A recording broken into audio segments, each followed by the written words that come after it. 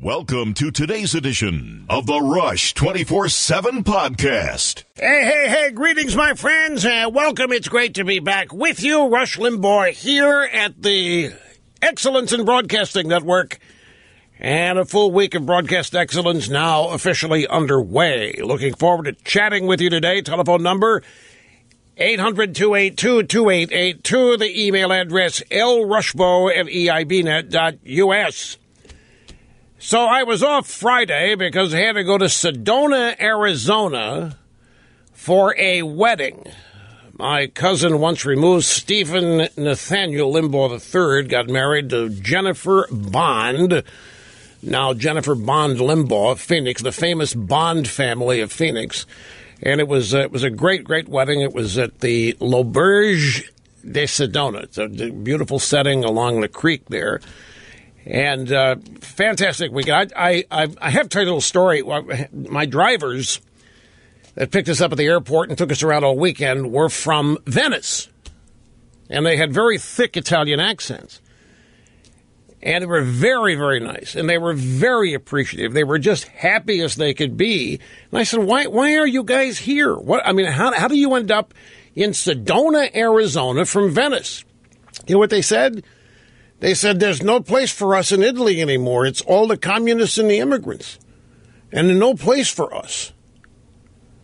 So the two guys randomly run into driving SUVs around Sedona, Arizona. Had to get the hell out of there because of the communists and the immigrants. I said, why Sedona? He said, well, the red rocks remind us of the Valpolicella, which is a wine. It's a famous red wine. Anyway, my friends, there is hysteria across this country and across the pond in Europe. There's this hysteria everywhere you look, and a lot of it is rooted in a panicked, hysterical need on the left to protect the legacy of Barack Hussein Obama. Pretty much everything of the Obama administration is being pared away, or trying to. There's severe efforts. Obamacare, the first stage of the repeal, has taken place. And the panic that has ensued over this. Are you aware, and I tried to mention this, I warned people over the weekend this was coming, and they looked at me like I'm nuts. I said, are you aware? And if you're not, you had better be prepared to hear, starting very soon, that the Republican health care bill that passed the House of Representatives now treats the cause of rape as a pre-existing condition in order to deny rape victims and the victims of sexual abuse health insurance. Now, when I tell you that, does that make any sense to you? When I mentioned this to the people at dinner one night this week, and they looked at me like, what are you talking about? And I didn't blame them. It sounds nonsensical. You have a bunch of hysterical leftist women that are running down. This story has now gone viral. There are versions of it in the Washington Post. It started in, I think, New York Magazine with a woman writing that the Republicans want to deny everybody with pre-existing conditions any insurance. That's lie number one. And now they're trying to deny rape victims and sexual abuse victims health insurance on the basis. And none of this is true. It is literally, it's worse than made up. It's worse than lies. This is insane hysteria. Literally made up for the drive-by media to pick this up and run with it. And literally what they're claiming is that the cause of rape, whatever that is, the circumstances that led to rape and the rape itself then equal a pre-existing condition. And the cause could be post-traumatic stress disorder, could be any number of things. And these evil Republicans want to deny the victims of rape and sexual abuse health insurance on the basis that it's a pre-existing. Never mind the fact that Republicans are bending over backwards to include pre-existing conditions in virtually everything. But as is often the case, here's a premise that's put out there. It's kind of like the global warming premise was put out there. And what do? We validate the premise by accepting it and trying to reject it intellectually and logically. There are already pieces saying, this is not right, this is wrong, with intellectual reasons why, and I'll share it all with you as the program unfolds, rather than just say, you're insane. Rather than just say, you're a lunatic. Rather than just say, this is absurd, and laugh at it and move on. No, we must tackle it intellectually. Like climate change. There's no science in climate change, but what do? We developed our own science answers to it. And it all ends up deep in the weeds. Nobody can keep track of it, and they don't care to, because all of this is emotion-based, not issue or intellectual reason-based. So listening to it a second time, does it make sense to you? How can anybody even think this way? What do you have to be doing after the Republicans pass their health care bill to start thinking, well, that bill has rape victims or victims of pre-existing conditions, and therefore the Republicans want to deny them health. How do you even think this way? So that's one area we're going to get into today here. The French election is another. The bottom line here is, folks, nothing's going to change in France. Not a single thing is going to change in France. These two candidates were remarkably the same in their issues. The biggest difference between the two of them, the 39-year-old Macron and Marine Le Pen, was immigration. She wanted to limit it to 10,000 for either a month or a year or whatever, and he wants to limit it to 210,000 on it. They're both more socialist than centrist, especially the guy. But Marine Le Pen is socialist, too, because all of France is socialist. She just happened to have a little nationalist tinge to it. But they're both socialists. And there's a guy that wrote at PJ Media named Bruce Boer-May, B-A-W-E-R, May. He's lived in France a while. And this is the best short explanation that I've found to explain what happened in France. People in France are terrified to speak up about Islam, militant Islamic terrorism, Muslims. They're just terrified to speak up about it, let alone do anything about it. Viewed through American eyes, it may seem a European thing, although it's not as uncommon in America, alas, as it used to be. In other words, there are plenty of Americans that turn a blind eye rather than deal with it, rather than confront it, just ignore it and hope it never happens where you live. But don't dare speak up about anything because it might make you a racist. Don't dare do anything about it because it might cause you to get called out in the media as a pig or whatever. So people just blindly lay down and accept things because it's too risky to speak up and stand up. And in the case of France, it was even too risky to stand up and vote. So he writes, part of what I'm saying is that these people in France don't have much of a sense of ownership in their own countries. They don't have much of a sense of ownership in their own communities. They're used to being ruled over. They're used to the idea that there are people above them in the hierarchy whose job it is to think about and take care of the big things while they, the citizens, the hamsters and the mice, take care of their own little lives and try to stay out of the way, but they're used to be, and they are. The European Union is going to continue to run France as it has been running France for the last number of years. The left is trying to say, in fact, we got a soundbite from Christian Amanpour, that's it, the people of France said, basta, no more to Trump. They're trying to say that the French didn't want anything Trumpian in France, so they stood up and effectively were voting against Trump. It's insane. Folks, no matter where you look, there is insanity at the highest levels in government and in business. The one thing about this election, excuse me, I could hit the cough button, but I'm lazy. There's an observation that you have to make about this election. And it is this. Doesn't this prove once and for all, despite what the Democrats are trying to do with Sally Yates today? Have you heard, by the way, pardon the change of direction here. Breaking news right before the program, NBC, Obama warned Trump against hiring Mike Flynn, say officials.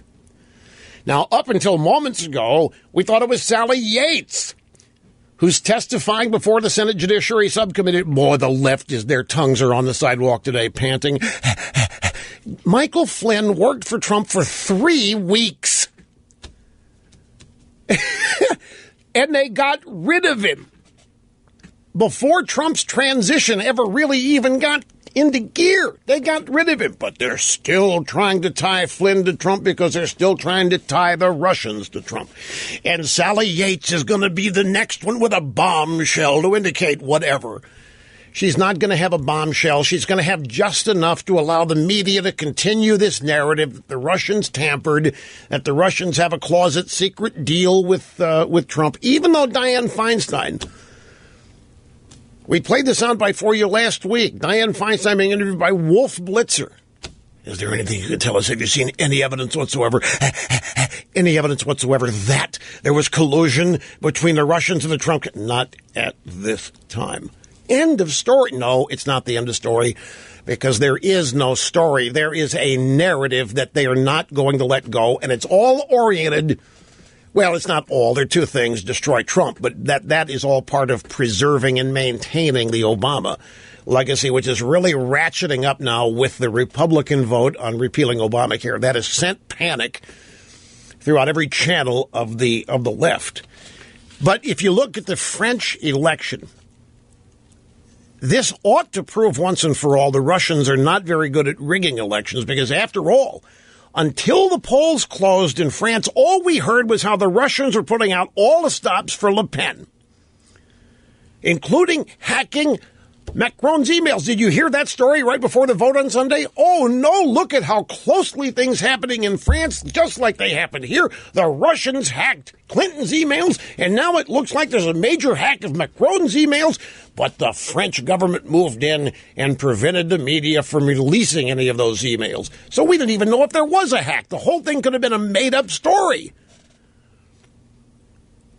But the meme was that the Russians were pulling out all the stops to elect Le Pen, including hacking this little kid's emails, which is laughable in a dozen ways, not the least being that Macron's supposedly hacked emails were not released until after there was a ban on reporting them under French law 48 hours before the polls opened. So the French media was banned by law from reporting on the hacked emails. So either the Russians are incredibly incompetent, or the whole thing was made up by the Macron campaign in order to feed the fear-mongering about the Russians trying to rig the election for Le Pen. My money is on the latter. And if the Russians were trying to rig the election for Le Pen in the same way they rigged the election for Trump by hacking emails and then releasing them and having embarrassed, their efforts were thwarted. How incompetent of the Russians. So nothing's going to change in France, nothing to speak of. The people in France, you remember, my friends, back when the Berlin Wall fell. In the early 1990s, after the wall fell, there were efforts undertaken here in the United States by many people to travel to Russia and to start working with policymakers and citizens on the reestablishment of freedom, because the communism of the Soviet Union had imploded along with the falling of the Berlin Wall. And I remember there were a bunch of liberal Democrats in this country, and you who are new to the program may not even know this, but there are a bunch of Democrats and leftists who said that it was a waste of time to try to instruct the Russian people in freedom because they hadn't had it in so long, they wouldn't know what to do with it. And they went so far as to say, for some people, freedom just isn't the best thing. For some people, freedom is a bad idea. And they said it was a bad idea for citizens of the Soviet Union because they hadn't been free essentially since 1917. They had become so accustomed to living under tyranny that the best outcome would be a continued controlling central state dominating their lives. So opposed to freedom in Russia was the American left and the Democrat Party. There were efforts made to thwart that. Remember, Paul Weyrich led a contingent of conservatives over there to try to help the Russians, because it is. I mean, it's a shock to your system when everything's been provided for you, no matter how poorly and no matter how short supply, when you haven't had to engage in self-reliance for your needs, not once, all of a sudden that is a shock to the system. This is essentially what they're saying about the French. It's the same thing. When you read, well, sense of ownership is absent. They don't think they own their country. They don't think they own their communities. They're used to being ruled over. They're used to the idea there are people above them in the hierarchy whose job it is to think about and take care of the big things. So we're being told here that the natural order of things for the French and even for all of Europe is for the governing and ruling elite to continue as the governing and ruling elite, because the people really, they're not equipped. They have no desire. They want to be dominated. They want to be ruled. They want to be ordered around. As long as they can buy some food and some soap, that's it. And this is how the myth spreads that freedom is not for everyone. And the French, in this case, have voted for the status quo. Nothing's going to change.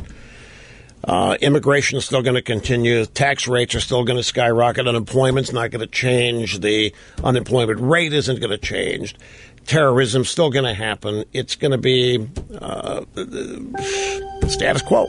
That's what they elected. We'll be back here in just a second. Don't go away. All right, let me show you some of this hysteria. Are you ready? Bette Midler, song stylist extraordinaire, Bette Midler, GOP are homegrown Assads gassing their own with the health care bill. I'm not making this up. When the House passed Obamacare replacement bill, the American Health Care Act, whatever it is, last Thursday, Bette Midler tweeted that the Republican Party was gassing their own people by repealing Obamacare. So the homegrown Assads in the Freedom Caucus want employers to not have to offer health care to employees, like gassing their own people. Here's another headline. Health Act repeal could threaten U.S. job engine. Health care repeal could threaten U.S. job engine? You know, have you seen the news that the Republicans have committed suicide with this health care repeal? Not so fast on that. Let me present an alternative today as the program unfolds. But I generally want to deal with something here. This hysteria over the Republican health care bill is grotesque. And it is nothing more than the media's desperate attempt to keep Obama's key domestic achievement alive at all costs. If you didn't know any better, you would think Obamacare was the most beloved piece of federal legislation ever, that it had a 100% approval rating, that everybody was happy with it, that nobody was suffering from it.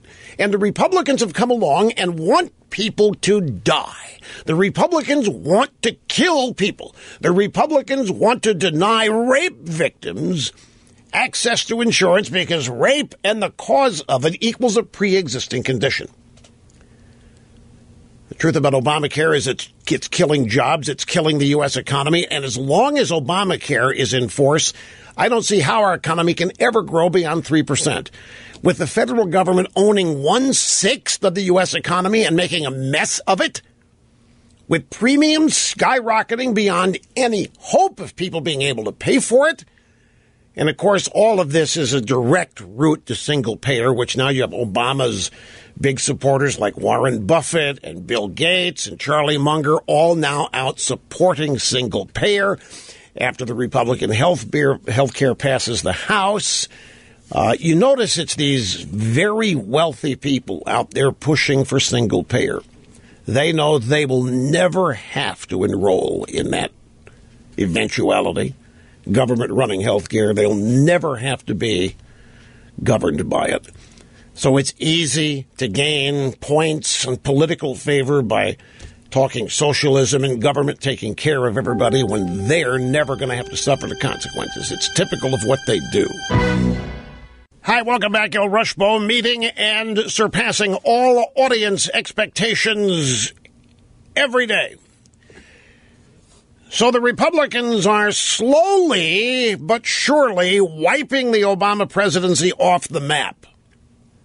And if you don't necessarily agree with it, they're being successful at that, you have to admit that there is an effort underway to do just that. And if you don't find it within the halls of Capitol Hill in the Congress and the House and the Senate, you do find it at the White House. There is a serious effort to wiping the Obama presidency off the map. And the big signature claim to Obama's presidency is Obamacare, and the first step has been taken. And this has caused Obama now to show up in public and to try to tamper with this effort, which was predicted. He's now claiming that it's a courageous thing to have done Obamacare, and we must muster courage to stop what the Republicans are trying to do. Democrats of all stripes have rejected and continue to reject Trump as president. But more than that, they are apoplectic over the prospect of a diminished Obama legacy. Obama's just applied for certification and tax status of his future Obama presidential library. And by the way, he has attempted to set it up the same way the Clintons set up the Clinton Crime Family Foundation, which became the Clinton Global Initiative. The president's, the whole Clinton operation began as the president's library and massage parlor thing in Little Rock, and everything about it grew from that well beyond the limits of the law in terms of what you can do, raising money, spending money, tax consequences. Obama's model is almost identical to what the Clintons did, except Obama's not going to spend 6 years in the transition from the presidential library to the vacuum cleaner that the Clinton Foundation became and accepting foreign contributions for who knows whatever. Obama's in the process of setting up the same thing. And, of course, the presidential library is the first thing, and that's where all the great achievements are and all the presidential papers signaling the great work and the brilliance. And here come those rascally Republicans right on the day and the month that Obama's establishing his library, trying to wipe out his signature achievement. So they're apoplectic about this. They're apoplectic over the prospect of a diminished Obama legacy. And make no mistake, if Trump unwinds Obama's Iran deal, we're going to hear how the world is coming to a quick and bloody end. It's going to be the same list of catastrophes. People are going to die. People are going to get murdered. People are going to it's the never-ending litany that really comes under the umbrella. Republicans are killing people. Republicans are starving children. And it's gotten to the point now that it's lunacy. There's an effort to wipe the Obama presidency off the map. This has triggered a metastasizing rage. Democrats are saying, who in their right mind would resist change to Obamacare? Well, it's exploding right before our very eyes. Even the drive-by media can't avoid reporting that. The end of Obamacare, folks, is bigger than the bill itself. It represents a rejection bigger than the voter rejection of Hillary Clinton. If Obamacare is repealed, if Obama's name is taken off whatever is substituted for it, if it becomes Trump Care, right? I don't care what it becomes. If it happens, because Obama has been taken out of it and enough of his signature legislation has been repealed and replaced with something else, that is going to cause a new wave of hysteria and panic. And I think what's happening out there in many sectors is the left is coming to grips with the prospect. This isn't guaranteed by any stretch, but they are coming to grips with the prospect of reality crashing into the Obama presidency. They are horrified at the thought, literally horrified at the thought that the Obama legacy could unravel and be untangled. If you listen to the left's predictions of what sounds like a Republican-triggered genocide, you'd think we're all fetuses in a Planned Parenthood waiting room. This is the way they're trying to characterize all of this. Let me come back to this story that, folks, it defies common sense understanding. New York Magazine, early Thursday morning, New York Magazine published an online item which claimed that rape is a pre-existing condition under the health care bill Republicans passed in the House. Sarah Spellings, in Trump's America, rape is a pre-existing condition. Now listen to this.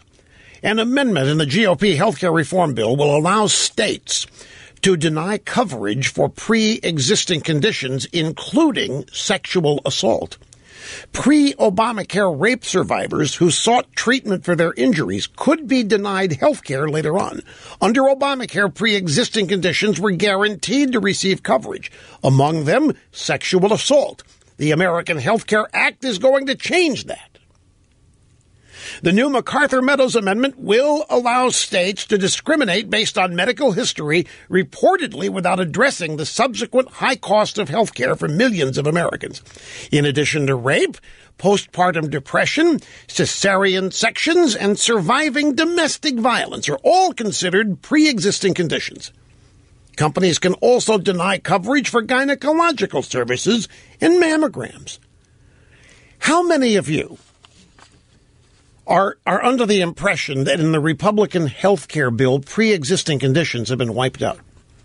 In other words, how many of you are aware that they had to add $8 billion to an already existing $130 billion fund to cover pre-existing conditions? The Republicans bent over backwards to keep pre-existing conditions in, because they were afraid of stories just like this, although they didn't anticipate pre-existing conditions that are rape and abuse related. So that original story runs, and then the next day in the Washington Post, a column, "I was raped. Thanks to Republicans, I could be denied insurance for surviving. Surviving sexual assault is already expensive. Now it could be even worse." This is by Carly Mee, staff attorney at Serve Justice, where she provides direct legal representation to survivors of sexual violence in civil, campus, and criminal systems. "When I learned that the most recent version of American Health Care Act allows insurers to classify rape as a pre-existing condition and thus puts survivors at risk for increased costs and denial of coverage, my initial inclination was to pull out a calculator." Before refuting this, factually, there is something here that needs to be pointed out.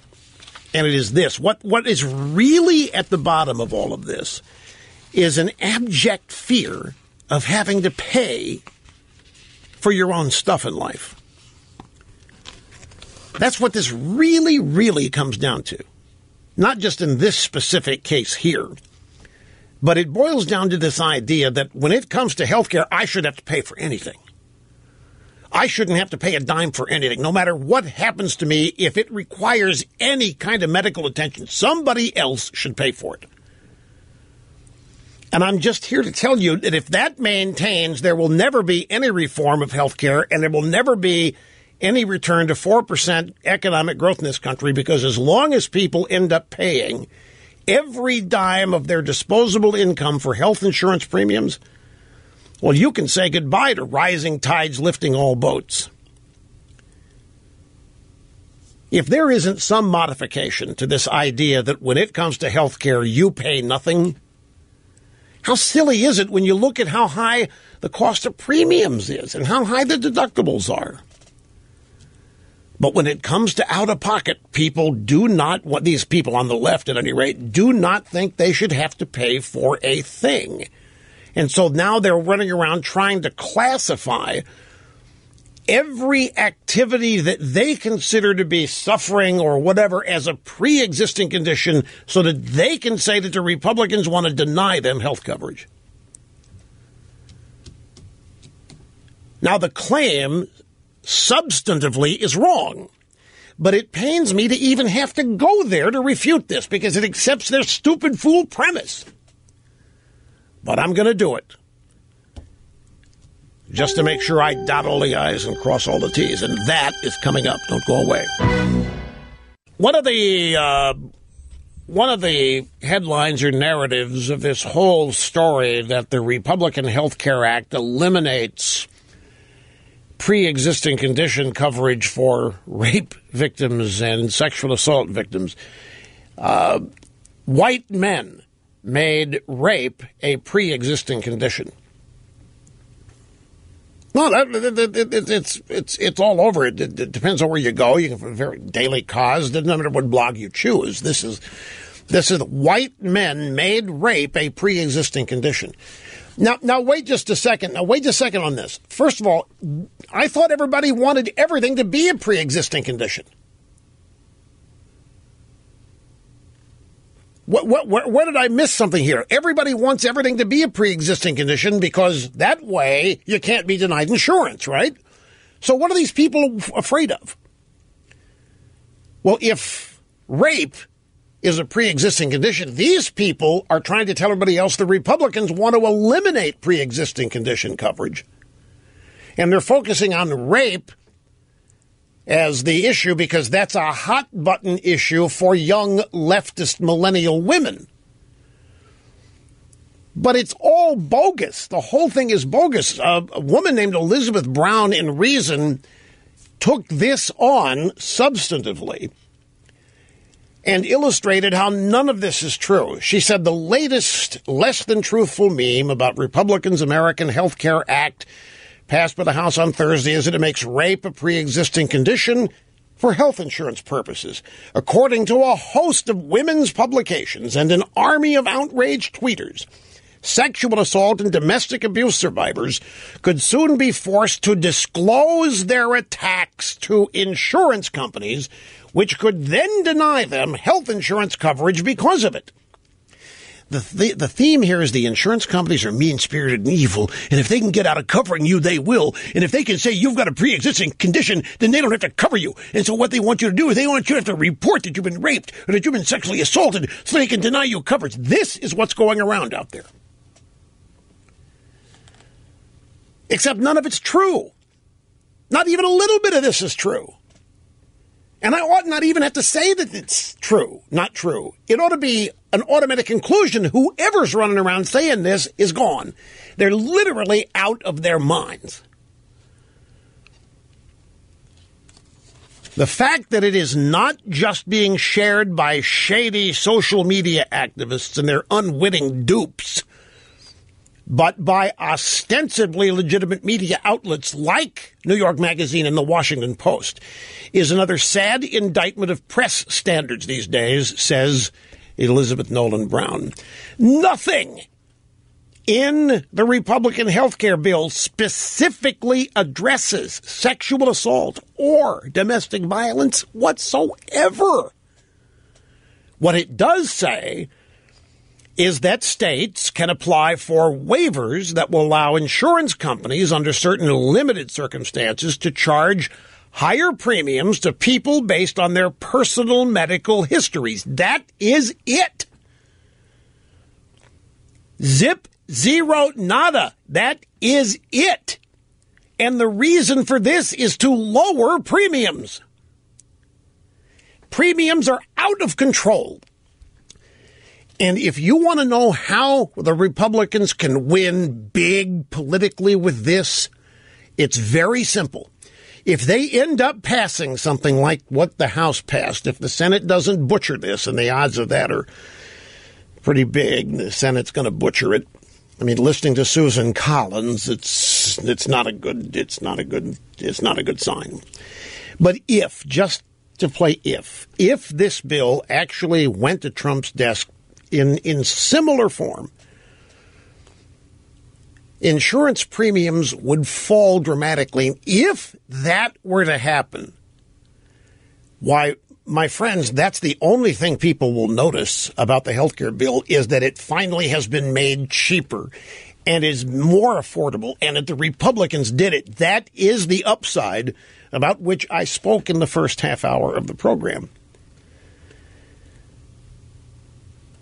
So, okay, here's your question. So what if states are allowed to raise rates for rape survivors? Okay. Well, this same woman, Elizabeth Nolan Brown, wrote that in the 1980s, some companies considered domestic abuse a condition for denying care. But, are you ready for the numbers here? By 2009, all but 8 U.S. states had passed laws directly prohibiting the practice. And as of July 14th, all but 6 states had. Even if Obamacare is replaced by this Republican bill tomorrow, insurance companies in 44 states will be barred by law from considering domestic and sexual abuse a pre-existing condition. This narrative that is running around the mainstream media that has co-opted a bunch of don't know any better Twitterites is a 100% purposeful lie. In 44 states, there are already laws on the books which prevent exactly what is being promoted and threatened here in the Washington Post and in New York Magazine. And this is just one example, a microcosm of how much full-fledged BS and outright lies are circulating as mainstream news about everything. The French election, the Trump presidency, the Russian tampering with the election. There are so many lies and so much BS circulating as mainstream news that it establishes my new theory that it is the media running the show for progressivism and liberalism, and that the Democrat Party is simply that entity which implements it legislatively and votes on it in Congress, but that the actual intellectual energy and movement for all of this progressivism, all of these lies, all of this hysteria is, in fact, the mainstream media. We'll be back after this. All right, we have a full roster, a full board of calls, so those of you on hold, I want you to be patient. You're there because it has been determined that you are worthwhile occupying time on this program. That is that's a major achievement, a major accomplishment. I mean, folks, that's akin to being accepted to a major university, as being screened and acceptable as a caller on this program. It's a privilege, so if you're there, hang on. We'll get to you. Yeah, I know. I said it so quickly, it went by. What I said was, and by the way, Snerdley has a caller up there who disagrees with me. You know how I'm looking forward to that? Folks, I don't know if it's like this with you, but nobody ever disagrees with me. No matter what I say, yep, that's right. Yep. I mean, some people try to point out some things I've missed, but no, I never have anybody disagree with me. You know how not fun that is? So I'm ecstatic. We have somebody up there who disagrees. It's about the French election, but at least it's somebody who disagrees with me. Greetings and welcome back. Great to have you here. Rush Limbaugh at 800-282-2882. What I said was, if you listen to the Democrats and the left's predictions of what sounds like a Republican-triggered genocide, you'd think that we're all fetuses in a Planned Parenthood waiting room. That's what I had some. What did you say about fetuses and Planned Parenthood? That's what I said. Well, it was part of everything that the Republicans do is going to kill people. If you listen to the left, there is a Republican genocide underway, as though we're all fetuses in a Planned Parenthood waiting room. I think it's a great analogy. But I admit the brilliance might have been obscured because I rolled through that so quickly as part of another point that I was making, which is this gross and grotesque hysteria that has greeted the House Republican health care bill. Now I want to go to the audio sound bites, and Mr. Broadcast Engineer, we're going to start at the top. It was back in March. It was on March 29th this year that I announced a new theory. And to wit, this is what I said. Who's really an arm of who? Is the media an arm of the Democrat Party, or is the Democrat Party an arm of the media? I've been pondering this, ladies and gentlemen. I actually think you could make the case that the Democrats are incidental to the media. The point being that everybody thinks the Democrats run the show. The Democrats are the power in Washington. They hold elective office. And the media operates in a supporting role to bolster them, to prop them up, to encourage them to go out and attack their opponents. And it suddenly, and I don't know what caused this to happen, it hit me that it's the other way around now. I mean, the Democrats are losing elections. Now, don't get mad at me. This is undeniable. Democrats are losing elections, but you would never know it. That fact simply isn't reflected in our modern news political coverage. If you didn't know any better, if you just landed from Mars, you would think that there has been a coup and that a couple of Republicans took over the country led by Donald Trump, and they're running it against the public will, and that the mass majority of people are still in favor of Democrats, still wish Obama was president or wish Hillary was, and that what we have here is an illegitimate governing minority. You would never know that the Democrats have been losing elections dramatically since 2010.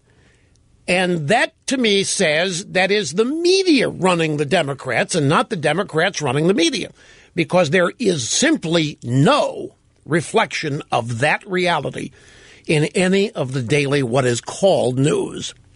And it actually isn't news. What it is the onward march of the leftist progressive agenda as led by the media. The Democrats take their talking points from the media. The Democrats take their talking points and their message from the media. We've always thought for the longest time that it was Democrats like Harry Reid or Pelosi giving phrases and words and ideas to the media, and then they ran with it. I think it's the other way around now. And I don't think there's any doubt about this. And it's proven again by one salient fact. Democrats are losing elections. They have less power, electoral power, in Washington than they've had since the 1920s. And yet, no such reality is ever seen. No such reality is ever acknowledged. In fact, it's just the opposite. So it's the media running this show. And so I thought we'd put together some sound bites as an illustration, as an example. And what we've done, Cookie found a couple things here that fit the theorem. We go back to Thursday afternoon, CNN's special coverage of the passage in the House of the Obamacare repeal and replace bill. In the aftermath here, the CNN anchor Jake Tapper is speaking with former Obama White House senior advisor David Axelrod about the bill. You used to make political TV ads for a living. Give me what you think, based on what just happened, is the prototypical Democratic attack ad against a Republican who just voted for this bill. How is this going to be cast in front of voters in, say, a swing district? Certainly, this issue of pre-existing conditions is going to be front and center. There are millions of Americans who are getting money, who are getting coverage through the expansion of Medicaid. Many of the people taking up that coverage are people who are in the Trump base. And so that's going to be part of the advertising that goes into some of these districts. So you see what's happening here. Right after the vote, and right after the Trump presser, right after that little victory party they had up there at the White House, CNN began the process of writing ads for the Democrats.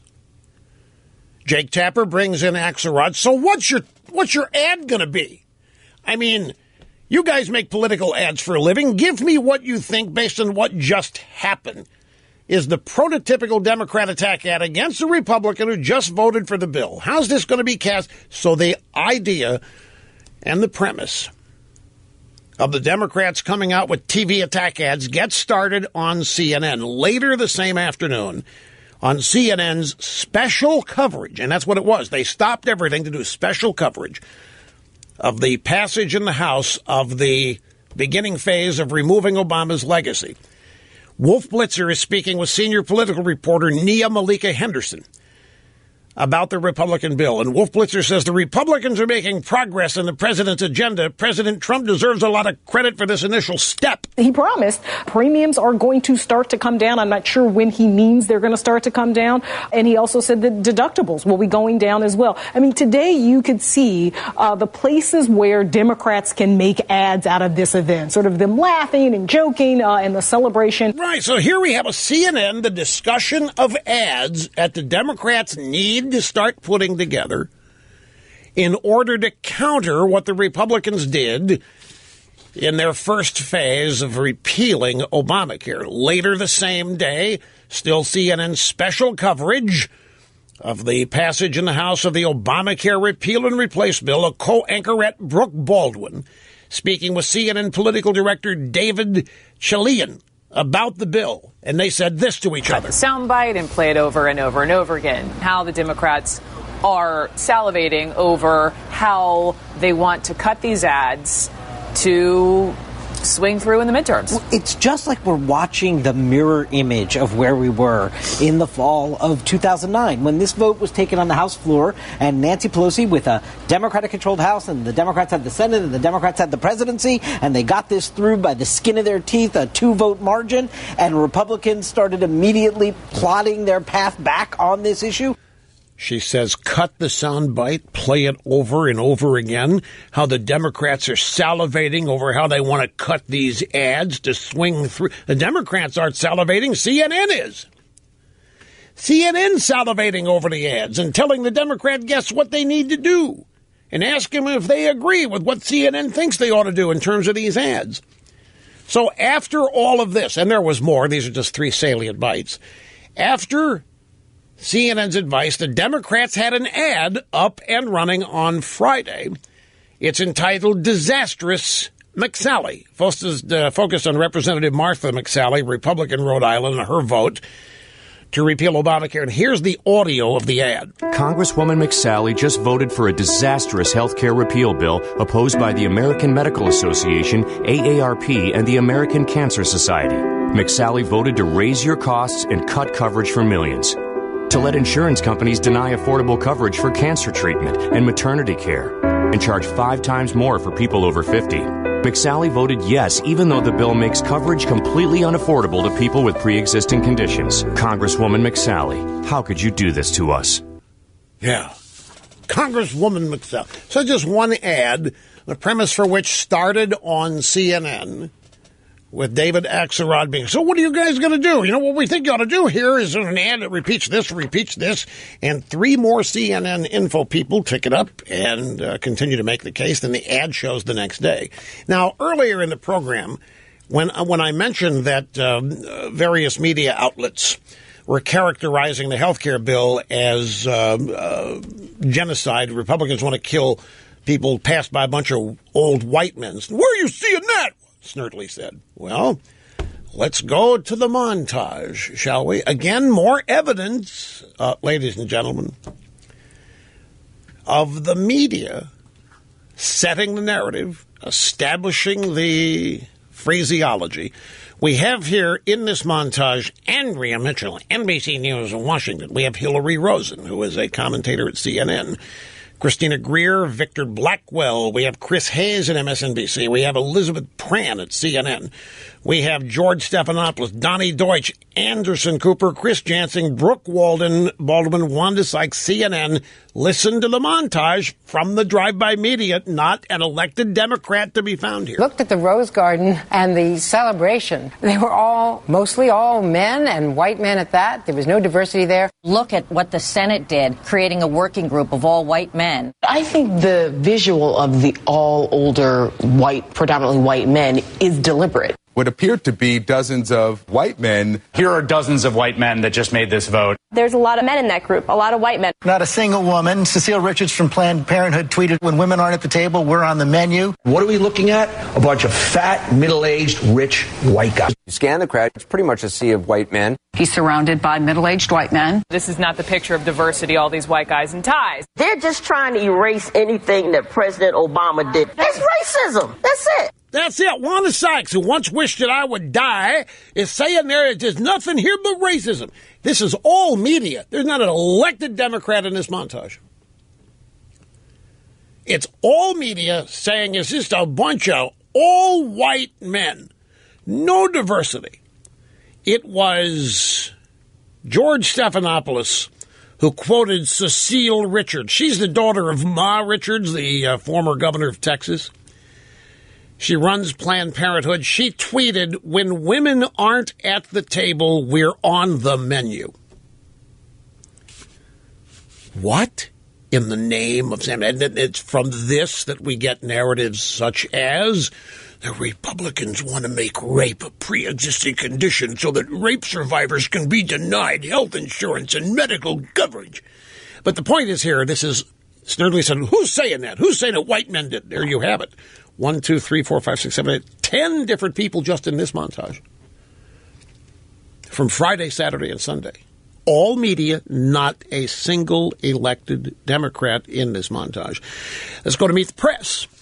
On Sunday, fill-in host Andrea Mitchell, NBC News in Washington, is speaking with the Secretary of Health and Human Services, Tom Price, about the gathering of House Republicans, along with the President and Vice President at Rose Garden, after the passage of the Obamacare replacement bill.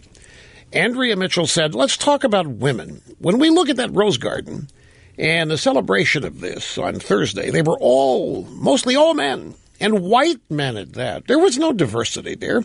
Women's health issues arguably going to be disproportionately affected. Obamacare includes maternity, newborn care, preventative care, mammograms, cervical cancer screenings, birth control, all of this under the essential package no longer required under the House bill that was put together by a bunch of fat, old white guys. Andrea, come on, look at that picture.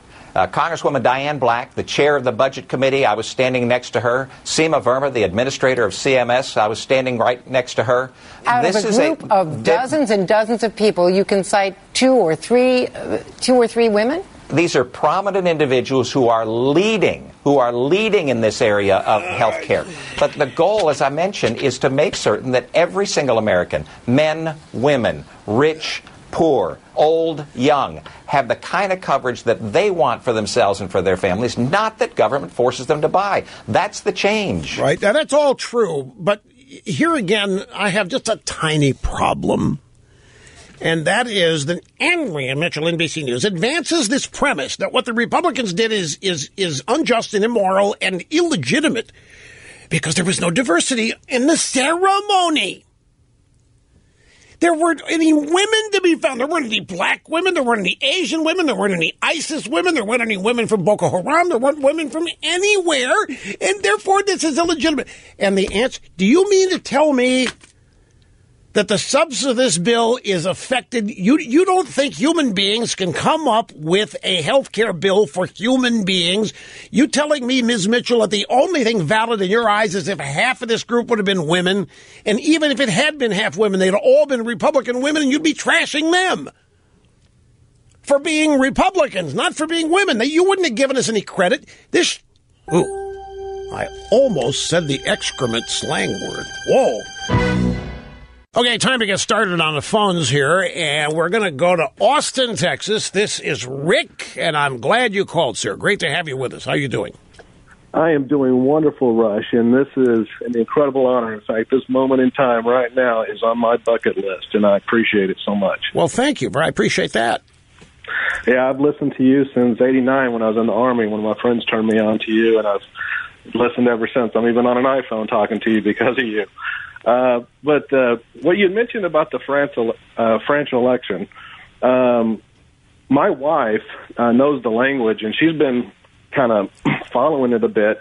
And, you know, from the French perspective, I realize they have a lot of socialist tendencies, but they were basically choosing between a Donald Trump and a George Bush. I mean, there was no liberal even in the race anymore. And you know, from their perspective, that's kind of how they see it. And I see liberalism taking a hit, you know, there just like it's taking a hit here. Well, I wish that were true. Everything that I have been able to learn about this, the kid over there that won the election, you know, he was in the government of Francois Hollande, He ran without a party, obviously, which was an optical thing. But the guy comes from socialist roots, as does Le Pen in her own way. The interesting thing about the French election is how many people didn't show up and vote, and the fact that none of the French two major parties were able to nominate a candidate. Both these people come from outsider parties. But Macron he doesn't represent a dramatic change. The European Union is still going to dominate and run France.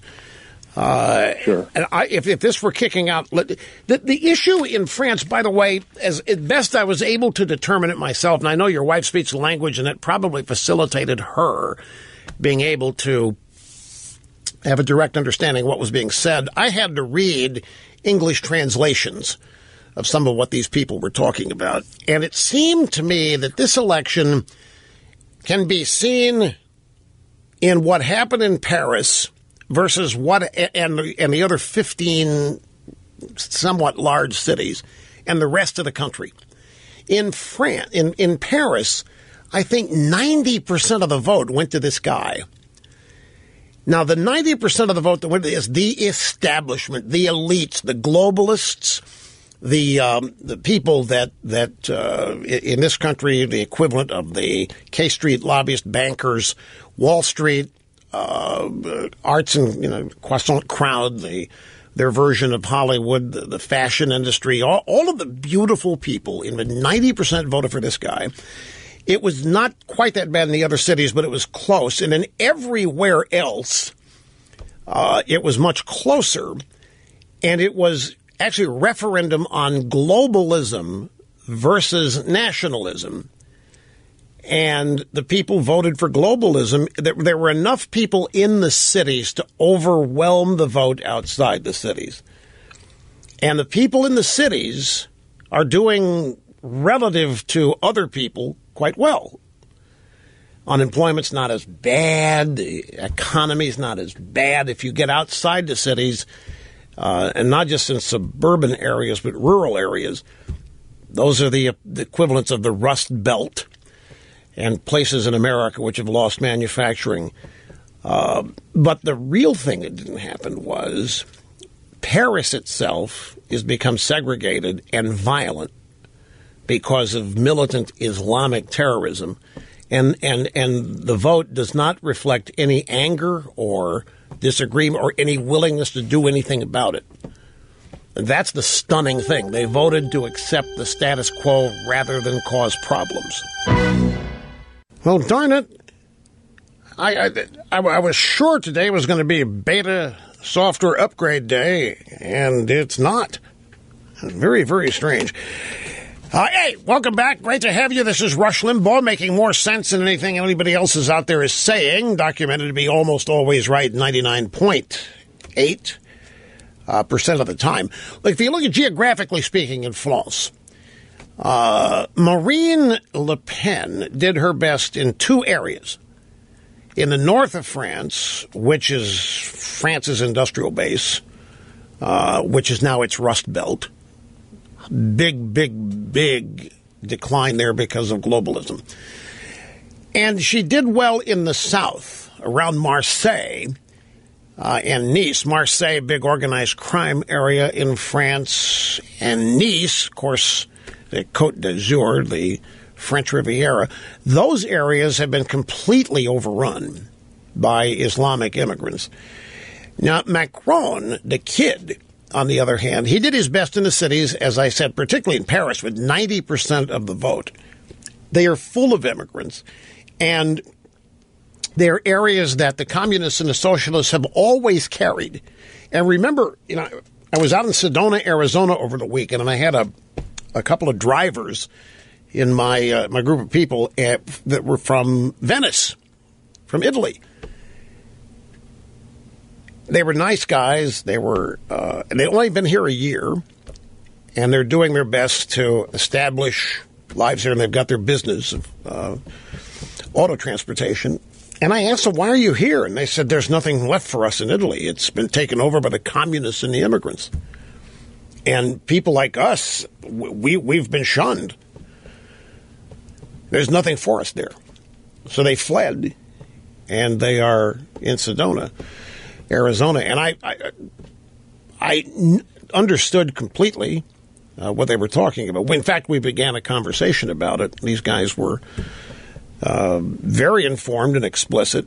And the fact they love Italy. I mean, it's their home. They love it. They're pained that they had to leave. Didn't want to leave.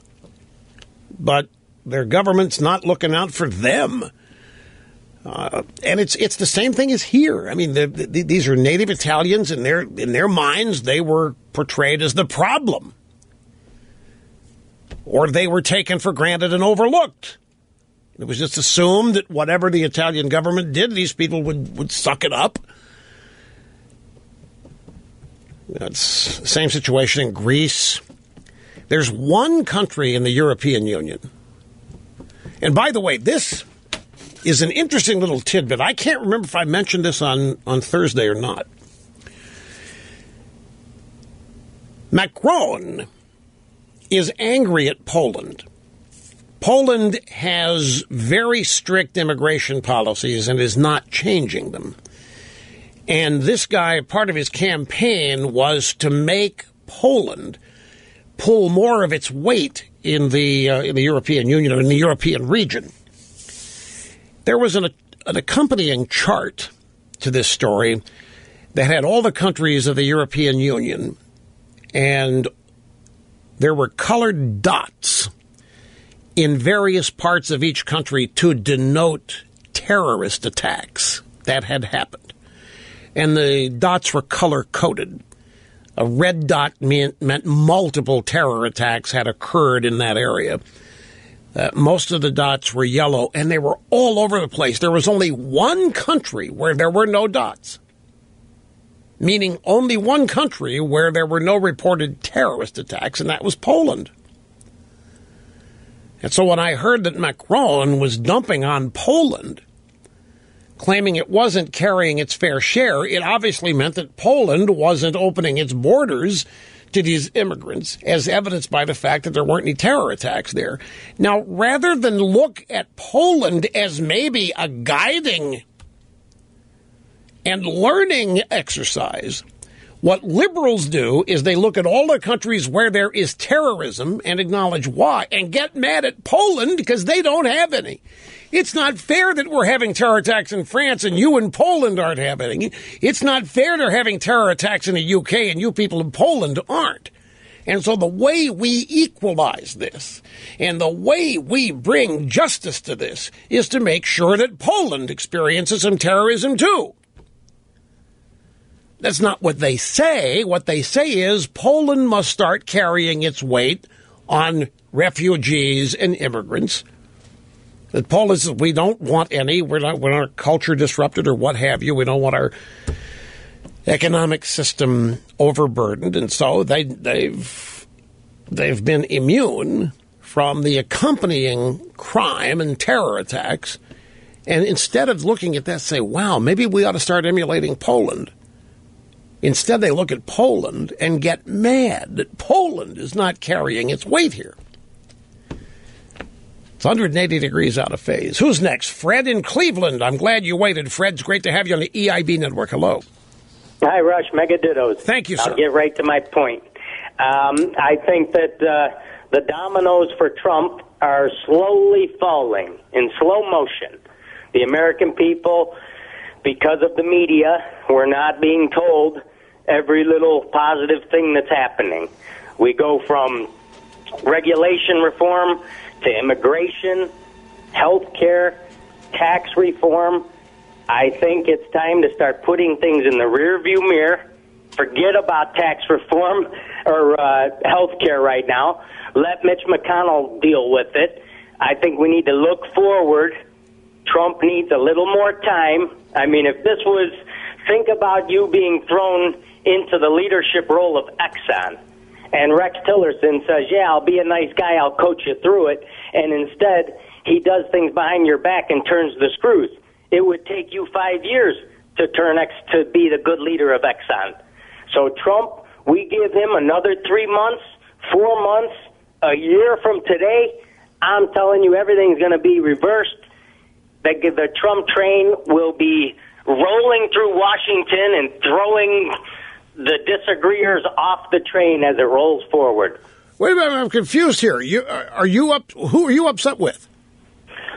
I am not upset with anyone, but I fear that Maharishi is being roped in by the negativity in the media. That's what I mean. How am I being roped in by the negativity? What am I saying that's I think that we're getting lost in the details, in the weeds. This whole healthcare thing, I don't care how many insiders we know, we'll never know the details of what's really going on with, the details of healthcare. The Dems are going to lie about it. Right. The Republicans are too afraid to speak up. I get it. You think that I'm off the reservation by spending time talking about the leftists complaining that after they've been raped, they're going to be classified with pre-existing conditions. And you think that clouds the issue, that you think Trump is having some success here. It's slow, but the dominoes are starting to fall on repealing Obamacare and basically getting rid of the Democrat agenda at large. You think it's happening. It's happening slowly. The media is not reporting it. You wish there were more positive reporting on this, and you think I am falling prey to the negativism. Somewhat, but not on a grand scale. I think we just need to control the narrative and push forward. You know what I mean? The next thing that we should be talking about is tax reform. And when that happens at the end of the week or in about 2 weeks, then we put that in the rearview mirror and start after whatever's next after that. Fred, I get all this, but the point is nothing's happened yet. Now, I'm not being negative here. We've had the first stage of repealing Obamacare, but we haven't repealed Obamacare. Obamacare is still a law of the land. What the Republicans passed in the House now has to go to the Senate. And it has to pretty much, if they make very many changes in this, is whatever they come up with, if it differs in any way, then the House and Senate have to get together and come up with an agreement based on the differences in the two. That's called a conference committee. Then out of that comes one bill. Both houses agreed to. That bill goes back to the House and the Senate, where they each have to vote again to pass it, and then it has to go to Trump. So there hasn't been any change yet. I'm not being negative here. I think it's a great first step, and I can make the case that this, if it's intact and goes all the way through, that it's going to have a major achievement. It will lower premiums, and in a political sense, that could be wind at the Republicans' back that the Democrats can't stop. But it hasn't happened yet. Tax reform hasn't happened. Yes, it has been presented. The president's plan has been presented, but nothing's happened yet. That's not being negative. I'm not acting like nothing's happened. I'm not acting like we haven't had anything there is progress, and you're right, it's slow. Now that I wonder if I ought to mention something here. Fred, let me ask you a question before you go. Are you still there, Fred? Yes, sir. Let me ask you a quick question. When you watched the celebration last Thursday in the Rose Garden outside the White House, when the Republicans from Capitol Hill bust up there, and they had this big party and celebration with Trump and the podium and various members of the House Republican caucus, what did you think of that? Did you like that? Did you like the optics? Did you think it was a good thing? Rush, what I saw on the faces of those people standing behind Trump was enthusiasm and reassurance. You know what I mean? That Trump does things as president that no other president has done. Obama never met the people in the Senate or Congress. You know what I mean? Trump is willing to do what other men that were presidents would not do. He's a man of the people. Those people behind him, if there were no cameras around, they would have been jumping up and down with their hands in the air, high-fiving and cheering. They're ready to go. They're ready to get work done. All right. Fred, I get it. I understand totally. Okay. All right. I'm glad you called. Help me out here, okay? Well, thank you, Rush. I'm concerned. I don't want to see you get lost in the weeds. Fred, don't worry about me. my man. Do not worry about. I don't like weeds. My father made me mow weeds and cut weeds when I've hated weeds ever since I was 12 years old. I'll never go in the weeds. I'm never going to take you in the weeds. I don't go in the weeds. I don't get in the weeds of this stuff. That's not what I'm doing. I'm dare call me the prince of optimism, a pessimist, but I understand why. I understand. I understand. Tell him what? No, I'm not going to tell him. Because to him that celebration was all Trump. That didn't all Trump. Trump is the big difference here. And he's right in that sense, but he's a Trump voter. You've got to understand, and these people are not being talked out of supporting Trump. That's why Fred's opinion on this is so relevant. The media is doing everything they can to distance guys like Fred from Trump, and it isn't working. And that's got to be infuriating. Fred, thanks. I understand it. Don't worry about me, though, Fred. Don't worry. Here's John in Charlotte, North Carolina. I'm glad you called, sir. How you doing? Real good, Rush. Thank you very much for taking my call. Yes, sir. I am very honored to speak with you. The reason for my call was to congratulate you on the insightful and thoughtful dialogue that you presented last week on two issues. The predominant one was, why vote Republican? I feel that sincerely, along with the discussion with Pence, was the reason that the Republicans finally got off their butt in the House of Representatives to get something going. No kidding. That's awfully nice. You think that my asking, if it was after the budget deal debacle, and I said, if this is voting Republican, why do we need to ever vote Republican? Because the Democrats won most of that budget deal. You think raising that point might have influenced the vote on the Obamacare repeal and replace? Without question. I think that showed and brought to light the weakness of the Republican Party in that I'm not sure who was singing at the passage. There was a goodbye thing. If Dems thought that the Republicans were going to be voted out because they pushed that through. You may have a point. It's not for me to say, but I very much thank you for making the point. I appreciate it. I'll be right back with more. I was not being unappreciative of what the caller just said. I just said that's not for me to say. I appreciated him saying it. Gonna sit here and say that. At least not much. Anyway, we'll be back here, folks. Just 1 hour left. Don't go anywhere. Hey, folks, welcome back. Great to have you here. It is the all-knowing, all-caring, all-sensing, all-feeling, all-concerned Maharishi here behind the golden EIB microphone. Telephone number 800-282-2882. If you want to be on the program, the email address lrushball@eibnet.com. With a shout out here to Fred in Cleveland. Fred's our recent caller who thought, what was he? He thought that I was drinking the Kool-Aid and going negative here. Pessimistic, but about what? What have I said today that made him think? Seriously, what have I'm just asking. The what? Okay, so Fred was worried that I'm pessimistic or falling prey to the media negativism about Trump.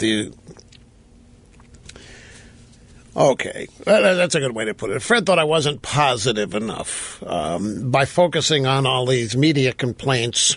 And that's what they are, but they're not Democrat complaints, they're media complaints. It was the Washington Post where the story was that the Republican health care bill was going to deny rape victims insurance because they're going to call rape and the cause of rape. By the way, this is very important too. You want to get in the weeds. Imagine claiming that the Republican health care bill is going to deny women who have been raped pre-existing insurance based on it being called a pre-existing condition, not just rape, but the cause of it. Whatever that is, the complaint here is the rape and the circumstances leading to it, the Republicans want to classify as a pre-existing condition so that rape victims will not be able to be insured. And that is against the law already in 44 states. The Republican health care bill doesn't say a word about rape or sexual assault or pre-existing conditions regarding either instance. It's not in the bill. What it does say is that it turns back to the states some discretion in the rules that insurance companies will have and can mandate on all that. The whole objective is to bring down the cost of premiums because Obama has sought to basically insure everything, that nothing could be denied, and therefore nobody would have to spend a dime of their own money, theoretically, other than the premium, which nobody can afford, or very few.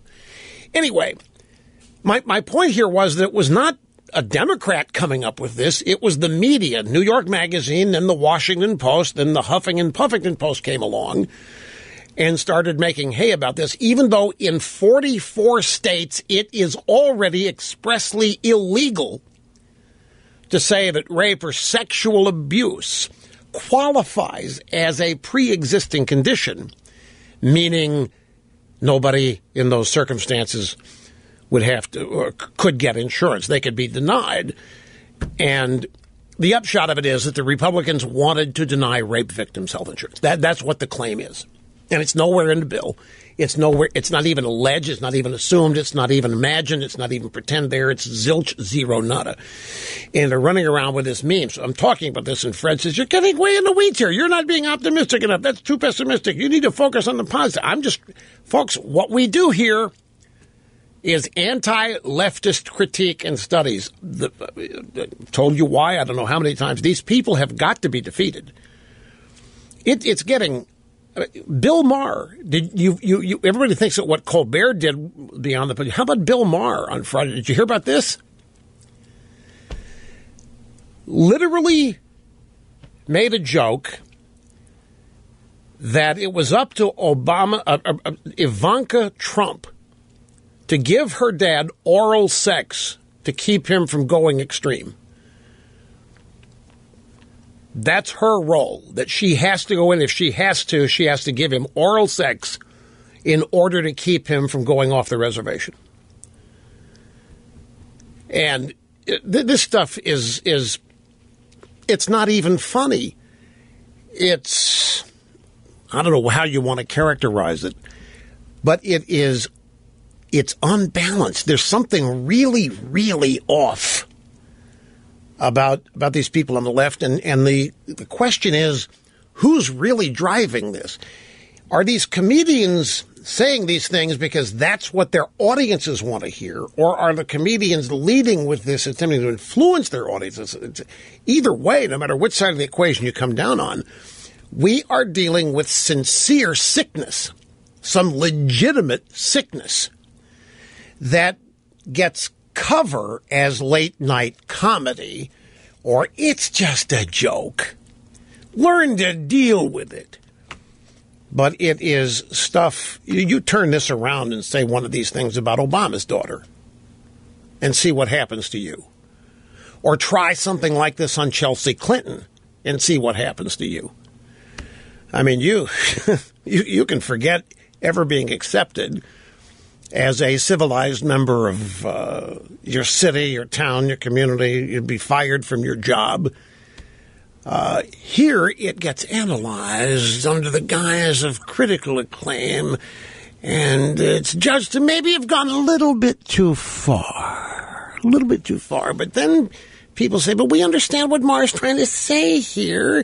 Trump's really unpredictable, and his moderating influence is his daughter, who he has said he thinks is really beautiful. So they take that And they run to the most obscene conclusions they can come up with. I think they're running out of material because really this stuff doesn't take any talent to come up with. All it takes is coarseness. And it's, I don't know, in citing this stuff, though, I'm not trying to be pessimistic or negative about Trump or any of this, but there has to be at some point a resolution to all this. There has to be a price paid for this kind of stuff. There's always a price for, 1/10 of this. If somebody on the right happens to misspeak on a joke or whatever, there's always a severe and serious price to pay. There's zero price on the left for any of this. And I think what's really happening, and you'll never see it reported because, of course, the media is running the entire left wing of this country. But I think they are disgusting more and more people all over this country. I think they are just turning people off, and I don't think they yet have any idea of the damage they are doing to the Democrat Party, which is where people show their disgust with this. HBO doesn't get rated, so there's no way you can boycott HBO. There's no way you can not watch and have it hurt HBO. They make their money on how many people subscribe. And even if you don't watch it, you're still paying the subscription fee if it's on your cable system. All you can do is cancel it, and it won't matter to them. And over at CBS with Colbert, Les Moonves, who runs, I don't care about ratings. I just want buzz. I haven't cared about ratings, and late night doesn't matter to me. Of course, when they're getting close to Fallon, they tout it and highlight it, but publicly they say ratings don't matter.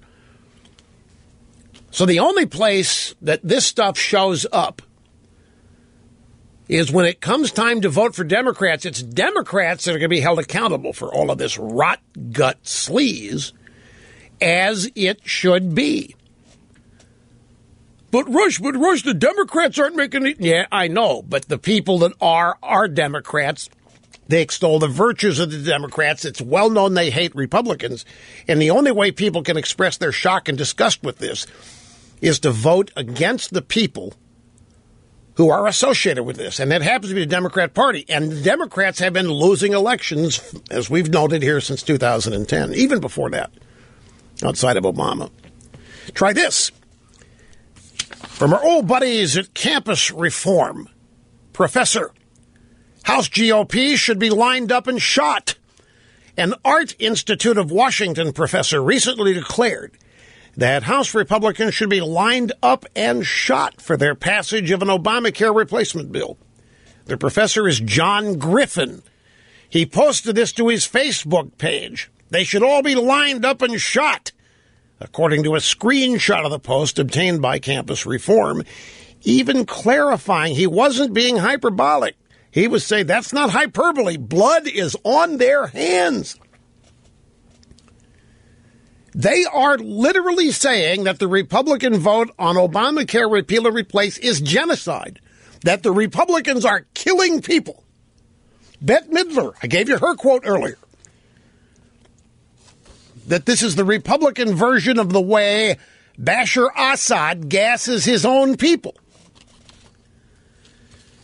The Huffing and Puffington Post has promoted the idea of mailing the ashes of dead people to Republicans to protest the health care vote.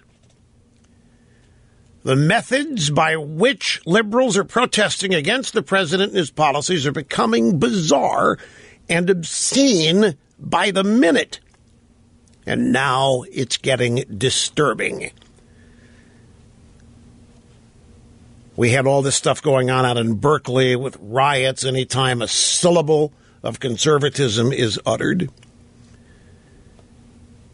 As the Huffington Post writes dramatically of college student Zoe Salisbury, she said she watched in horror Thursday as House Republicans passed an Obamacare repeal bill called the American Health Care Act, either unaware their legislation would kill people or simply unsympathetic enough to care that their legislation would kill people. So, Zoe Salisbury set out to make the GOP politicians face the consequences of their vote. She launched a website called mailmetothegop.com. It is a website that pledges to send the ashes of your cremated body to a member of Congress should you die because of the Republican health care plan. The professor says members of the House should be lined up and shot. That is not hyperbole. They've got blood on their hands. Where do you go from here? I mean, once you say that Republicans are going to kill people, which they've been saying since 1995, where do you go from there? How much worse can it get? The Republicans are already killing and destroying the planet. The Republicans are poisoning the air and poisoning the water. The Republicans are starving your kids. And now the Republicans are killing you.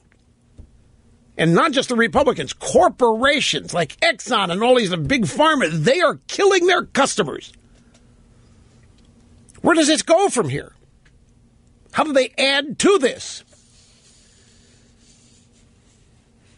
Zoe Salisbury, a student, said shipping cremated remains through the mail by any other service other than the U.S. Postal Service is illegal, but the Postal Service has a guide on how to do so.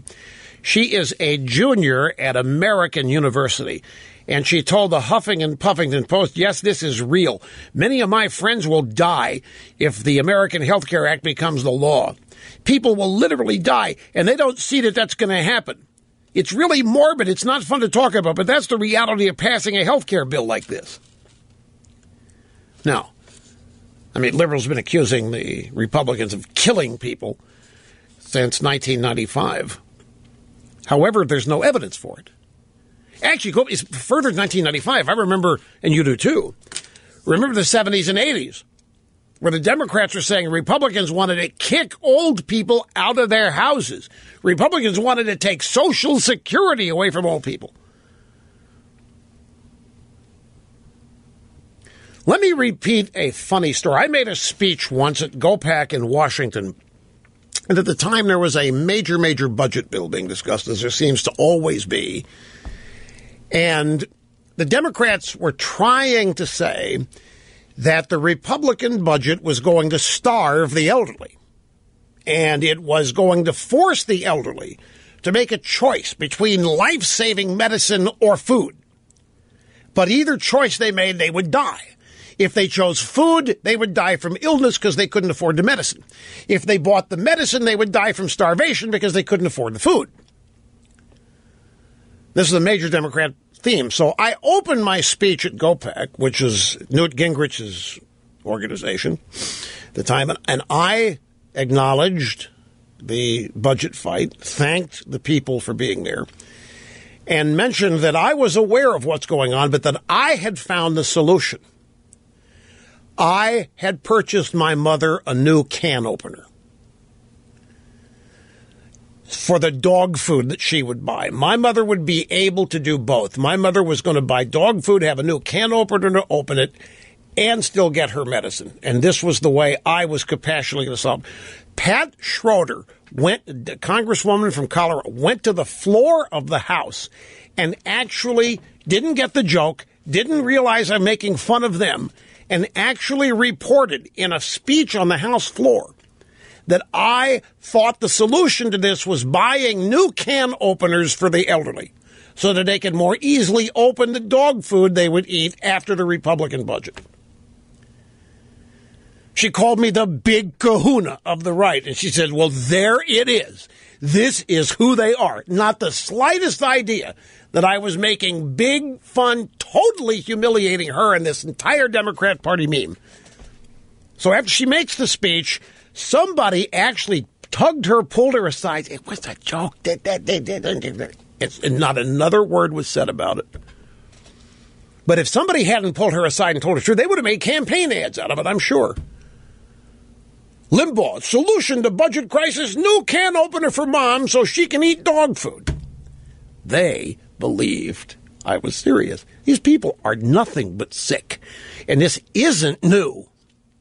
And they are now paying the price for it at the ballot box. They just don't know. And this stuff is only ratcheting up now. So now here's this serious proposal. Line them up and shoot them. Or the next time somebody in your family dies, cremate them and send the ashes to somebody in Congress claiming the death is due to the Republican Health Care Act. Okay, here's what Bill Maher said. We've bleeped it. We have edited it, but you will get the idea. This from his show Friday night, Real Time with Bill Maher. A lot of us thought, Ivanka's going to be our saving grace. You know, when he's about to nuke Finland or something, she's going to walk into the bedroom and, Daddy. Don't do it, Daddy. Don't do it, Daddy. Don't nuke Finland. No, he was making hand gestures there as to what she would be doing to her father. Well, I know that it's Ivanka's mind is not there. This is not Trump's mind. It's Bill Maher's mind. And they try to pass this off as this is the kind of people Ivanka Trump and Donald Trump are. It's not. It's the kind of guy Bill Maher is. This is the stuff in Bill Maher's mind, not in Ivanka's mind. This is the sick thing about this. They want you to believe that Trump and his family are demented or whatever. The dementedness is all in the eyes of the people making these jokes and the beholders of this stuff. It's just, but they're out of material. They're frustrated beyond belief. Nothing they've done has separated Trump supporters from Trump. They can't believe it. They're mad they don't have any influence here. By the way, here is more evidence of my newly evolved theorem that it is the media running everything and the Democrats are just an arm of it. Donald Trump tweeted today the following. Ask Sally Yates under oath if she knows how classified information got into the newspapers soon after she explained it to the White House counsel. This is about Flynn and Sally Yates, a Clinton and Obama holdover at the Department of Justice, and she's claiming she told everybody in the White House Flynn was a bad guy, didn't listen to her. She's testifying today. So Trump sends out the tweet, ask Sally Yates under oath today if she knows how classified. In other words, ask Sally Yates, she's leaking stuff. John King and Dana Bash on CNN ripped Trump today for witness intimidation of Sally Yates. Before I covered politics all the time, I used to cover the courts a lot, John King said. A lawyer would call that witness intimidation. Dana Bash said, yeah, completely. A Democrat didn't, well, these Democrats, but an elected Democrat didn't say. This is the media carrying the water, running the show for the Democrats. You know, my little joke about Democrats running around claiming that senior citizens back in the 90s had to make a decision where they're going to buy medicine or food because they couldn't afford to do both because Republicans cutting the budget. That was all BS. So what's really true is how many people have had to make decisions on rent and mortgage payments or health insurance because of Obamacare? How many people have had this gigantic, oppressive Obamacare premium cost or any other insurance cost versus other things in life that are necessities? Now that Obamacare has become a mandated law, you have to have it. Realize how many people have had to give up other things in their life in order to comply with the law on this. If the Democrats run around and make all this stuff up about things Republicans are doing to people while they actually force these kind of choices on people. And then want great credit for having compassion and concern for the little guy who they're wiping out. Here's Stephen in College Park, Maryland. Great to have you on the EIB network. How are you doing? Well, not good. After the disaster from yesterday in France. I'm a French national, but I want to thank you for taking my call and all the great work you do in restoring sanity in the media. Thank you, sir. I wish you could be in France, too. They badly need you. And I'm going to apologize if you already know this, but yeah, I want to shed the light on how disinformed the French have been. So basically, anyone can look up the Guardian newspaper, November or December 2005, an article titled, and you will find it very easily. It says, French TV bosses admit censoring riots. If you look that up, you will see straight from the horse's mouth how they were bragging to a leftist rag in England in English, how they were basically lying to their public. The French have been fed a steady diet of disinformation for obviously well over a decade, and obviously it didn't stop then. Disinformation about what specifically, Stephen? Just about everything. Typically immigration, the level of immigration, even their government is in collusion with their media in ensuring that the public does not realize how much immigration has been taking place. There was an article in the New York in the Wall Street Journal when Sarkozy was elected back in 2007 called "Can Sarkozy Save France?", in which the author explained that since the family reunification law of 1976, over 200,000 people have been legally entering France over the past, obviously in this case, over the past now 40 years. These numbers have not gone down. Most of them, of course, come from Muslim countries. Right. And of course, their population base has effectively doubled. Just for your information, I'm a mathematician and statistician by training, data scientist, data analyst, and so on. So I've done my research and right. But the problem with this is that they're segregating themselves in their own neighborhoods. They're not becoming part of France per se, French culture, whatever that is. It's a balkanized society. But that's what they do everywhere, whether it's in Sweden, in Great Britain, in Germany, and so on. The list goes on everywhere. I mean, as they grow their population base, if you understand that, anyway, that's a whole discussion in itself. But if you just look up the article I mentioned, and also as a consequence of that, the Prime Minister in December 2013 stated in a publication kind of like Newsweek called Le Point, P-O-I-N-T, December 2013, you will see the article right there on the front page, if you go through the internet for that, but where he actually was quote-unquote shocked. It's in French, of course, but Valls, shocked by over 40,000 automobiles burnt in France every year. The French have no idea how much vandalism, destruction, crime, and now, of course, terrorism to top it off has Wait a minute. You're telling me that the French are not aware that none of this is being reported? They don't know. The media, the article I quoted, straight from the horse's mouth in the Guardian newspaper, Well, for crying out, we know about it. I mean, we know when Charlie Hebdo gets vandalized and murdered. All these terror attacks in Paris. We see the video of it here in the States. You're saying they don't? They censor that? Hold on a second. That's the tip of the iceberg that they could not hide. But when you talk about all the 40,000 automobiles that are burnt every year, and as I say, that's quoted finally by the Prime Minister. You sure that's not the climate change crowd doing that? What do you mean? I have been tracking the numbers. Well, I mean, they hate automobiles. Well, I mean, it doesn't matter. It's a type of vandalism. They also came up with a word called les tournantes for a type of gang rapes that they've been doing in France. Okay. I mean, the list of crime vandalism. Here's the point. I get it. The point is, and he's got a couple newspaper stories to back him up, that the French media is bragging to the British media how they're censoring the news of all of the vandalism, and the example is the 40,000 automobiles that are literally burned every year that the French people are not aware of because it isn't being reported.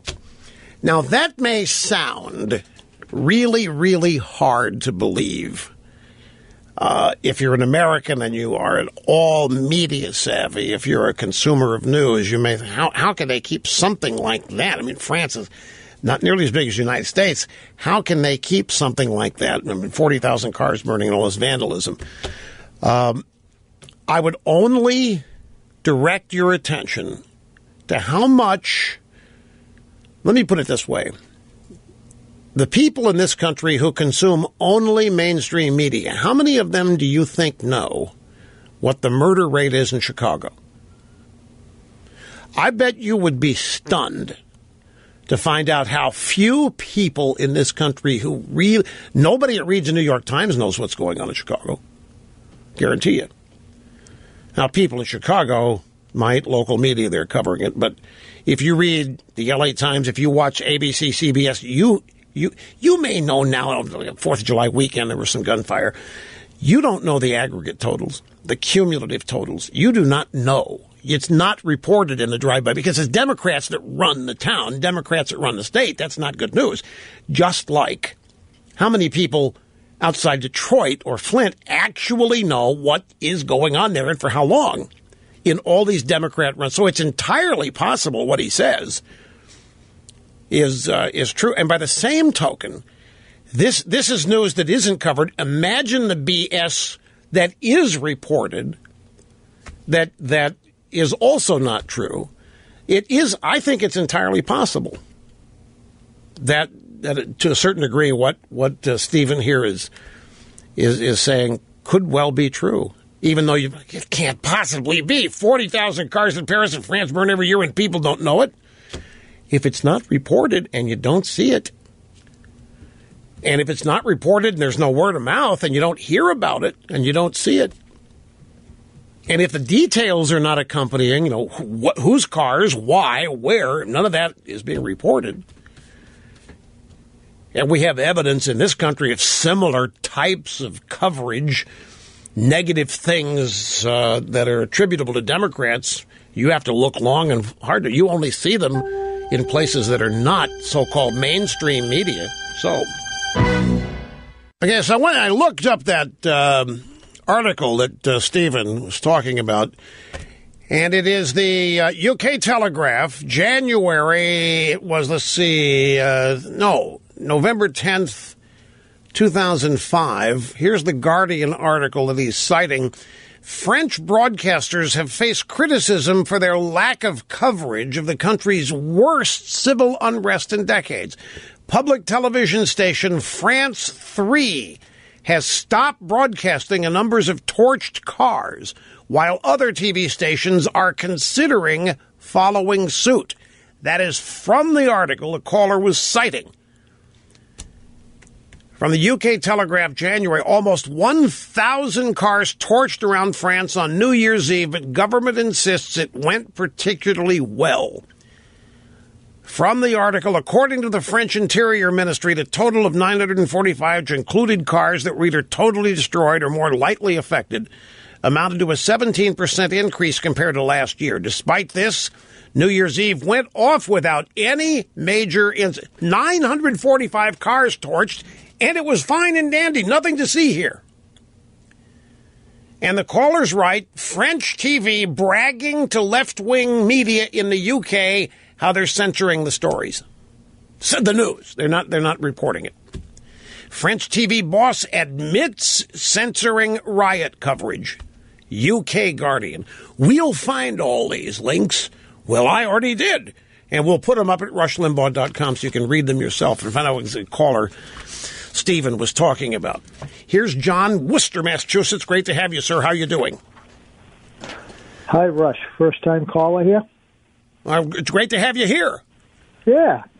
I had a couple of quick things. I've been listening to a lot of this going on, and I was wondering what your thoughts were that if we will ever see Hillary and the Obama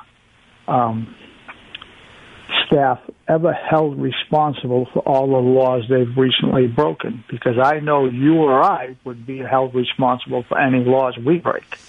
Well, when it comes to prosecutions of Obama or Hillary staff, I don't really know. But if I had to guess, I wouldn't count on something like that happening for